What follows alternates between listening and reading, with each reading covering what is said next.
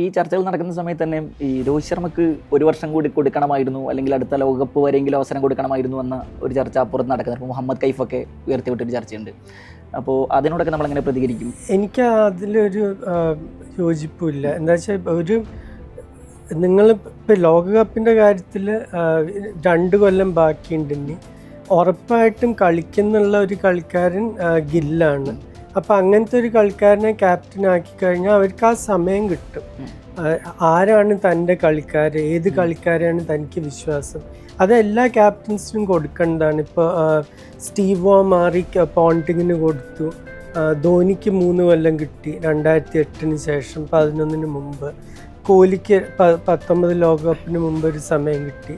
അപ്പോൾ എല്ലാവർക്കും അവനവൻ്റേതായിട്ടുള്ളൊരു വിഷൻ ഉണ്ടാവും ഒരു ടീമിന്.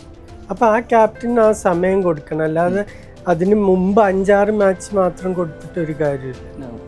ഗൗതം ഗംഭീർ പിന്നെ ഇന്ത്യൻ ക്രിക്കറ്റ് ടീമിൻ്റെ തലപ്പത്തേക്ക് വരുന്ന സമയത്ത് ഈ 3 ഫോർമാറ്റിലും 3 ടീമുകൾ എന്നൊരാശയം അദ്ദേഹം ആദ്യം പറഞ്ഞിരുന്നു. പക്ഷേ പിന്നീട് ഈ 3 ഫോർമാറ്റിലേക്കും ശുഭ്മാൻ ഗില്ലിനെ അതിൻ്റെ തലപ്പത്തേക്ക് കൊണ്ടുവരാനുള്ള പണിയാണ് നടന്നുകൊണ്ടിരിക്കുന്നത്. അതിവിദൂര ഭാവിയിൽ തന്നെ ഈ സൂര്യകുമാർ യാദവ് ഒഴിയുമ്പോൾ T20 ക്രിക്കറ്റിൻ്റെ തലപ്പത്തേക്കും ശുഭ്മാൻ ഗിൽ തന്നെ വരും എന്നുള്ളതാണ്. എത്ര കണ്ട് സാധ്യമാണ് ഈ 3 ഫോർമാറ്റിൽ 3 ക്യാപ്റ്റന്മാർ 3 ടീം എന്നൊക്കെ പറയുന്ന?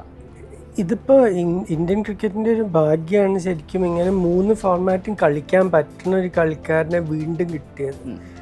പണ്ട് നമുക്ക് കോഹ്ലിയും രോഹിത്തും 2 പേരും ഇതേപോലെ 3 ഫോർമാറ്റിലും തിളങ്ങിയിട്ടുള്ള കളിക്കാരാണ്.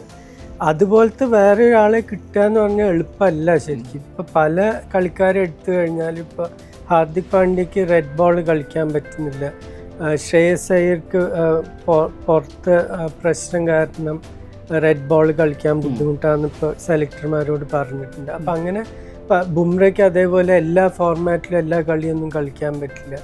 അപ്പം അങ്ങനെ പല പ്രശ്നങ്ങളുണ്ട്. അപ്പം എല്ലാ ഫോർമാറ്റിലും പെർഫോം ചെയ്യണ ഒരു കളിക്കാരനെ കിട്ടുക എന്ന് പറഞ്ഞാൽ അത് വളരെ അപൂർവമാണ്.